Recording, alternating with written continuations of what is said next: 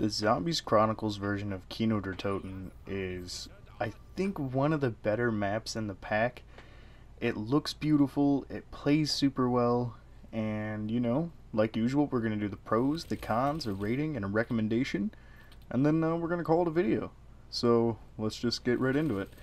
The pros, like I just said, it looks amazing. One thing that Black Ops 3 killed overall when it came to zombies, and I'll talk about this more in the overall video, is the lighting. Across all the maps, the lighting for zombies looks so phenomenal. And not only that, like just the map and all the garbage that's on the floor and like the areas, they paid so much respect to this map and it looks incredible. The particle effects when it comes to like being in dusty areas like that right there, or when teleporting, or just the lighting when teleporting, like the wormhole effect, also looks incredible. Like, it's amazing what they did. The tapes, this is just a little thing that not everybody does, so it's not really necessary, but I really enjoy it, is when you do teleport to go to the Pack-a-Punch, most of the time afterwards it'll teleport you somewhere else, like Samantha's room, or Samantha's evil room, or a psych ward, or a Pentagon room, and every room has a chance to spawn a little tape that you can put in when you get back to the Pack-a-Punch room, and it'll put it up on the big screen in the main theater, and they all have different images and stuff. I'm not sure if there's significance to them, but I do think it's really cool and they look awesome, and I love to do it every time I play. Another one is the mystery box wall, and if you don't know what that is, it's behind all the mystery box locations in this, or in front of them. It'll have a wall with all the possible locations and a light at wherever the mystery box happens to be. And I think that's really nice, especially for a map that is mainly indoors. That way you don't have to run somewhere outside and kind of try to gauge where it's at by looking for the light. You can just look at one of those walls and it'll tell you where it's at. And it's crudely drawn too, so it looks like it was actually handmade. Solid weapons on this map. Like, in the box of course, but on the wall you have the MP40. You have all your expected Black Ops 3 wall weapons, but in the box you have, like in this clip right here, I'm using the M14, which I didn't even know was in this map until getting it out of the box this game, and I also kept getting the Galil, which is one of my favorite guns of all time, the FAMAS, the Thunder Gun. Like, in that sense, it feels more like Kino than, you'd expect seeing a remaster. And it's just, I love it so much. I was really trying for that Thunder Gun. I think I rolled the box like, I don't know, 40 or 50 times, and it just would not give it to me. But I kept seeing it in there, but I could not get it. I really wanted to, but it just wasn't happening. The Wonder Fizz, I think, is a really nice touch for a map like this, because it's not too big to where you need 100 perks, but it's not too small to where you can be fine with 4. Like, you can be fine with 4, but it's also a nicely sized map to mess around with more perks and to have more. So if you have like Perkaholic, Soda Fountain on the house, any of that, it's really nice to just play around and get all the perks, because you can feel really OP really fast in this map depending on what perks and weapons you have. So I really enjoy that. And it has a solid training route where I am right now in the video. On that stage, you just kind of run around those screens and in that area, and you're able to train a decent amount of zombies, and it runs really smooth, and I enjoy that.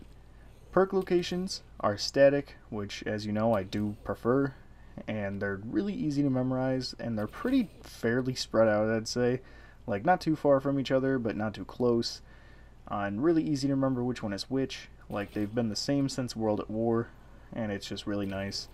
The wall weapon locations, the same locations as they, or World at War, Black Ops 1, the same locations they were in that, except for the MP40, they are Black Ops 3 weapons, which, I'll kind of touch on more in the cons, but, like, other than that, it's really solid.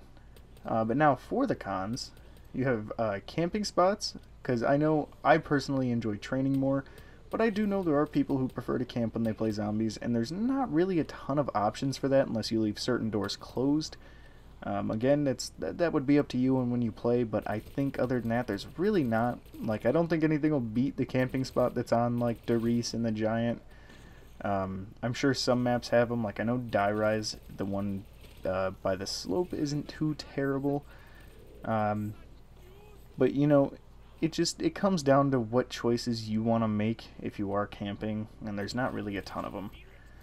The Nova Crawlers I kind of take issue with. Like, I think they're fine. They're an integral part of the map in terms of nostalgia, but they can really goof you if, like, you're not looking at the floor and they kind of, there's just one in the way. Like, that's exactly what happened right there. Uh, and, like, their spawn locations are so crazy. They're all over the walls at random, like, very unfortunate spots that can ruin a decent going train, and it feels like it can throw off the rhythm a little bit, but that's my opinion. I really just don't care for them. I could take them or leave them, but if they weren't there, I wouldn't be upset. And my last con for this map is I wish there was more classic weapons on the wall. Like, even though it wasn't in the game, having like the Remington on the wall somewhere or the Olympia, like that would be awesome. I would love that. Or even something like the Kippery. Like, it would just be cool to see those weapons back again without having to roll them out of the box. Because like I said, the M14 is on this map apparently, but I had no idea until this playthrough. I wish the Olympia was, because the Olympia is really dope. And, you know, I'll give it another prop that you do start with the M1911, as you do on all Zombies Chronicles maps like this, except for Origins. Uh, I wish it had more of those options. So, yeah, you know, with all that considered, I think this map deserves an 8.5. There's a couple things it could have done a little better, like with the more classic weapons, and a couple more camping spots maybe for those of you who do enjoy to play it like that. But other than that, I think it's pretty top notch, and it's a really, really like respectful like callback. Well, not callback, remake.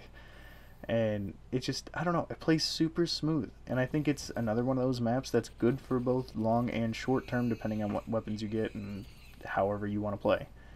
So yeah. Oh, another pro that I realized this game I didn't know before: if you pack a punch enough times and use the teleporter enough times, sometimes there will be power-ups in the extra rooms that it sends you to. But yeah, I do recommend this, and I hope you're having a good day. If you're watching early on, have a good rest of your day. See you in the next one. Until then, keep surviving. And next up, I believe, is Ascension. And this is the same Kino I did use for the Black Ops 1 review, but that's because that one has a certain symbol all over the place that I think I can get in trouble for. But yeah, see ya.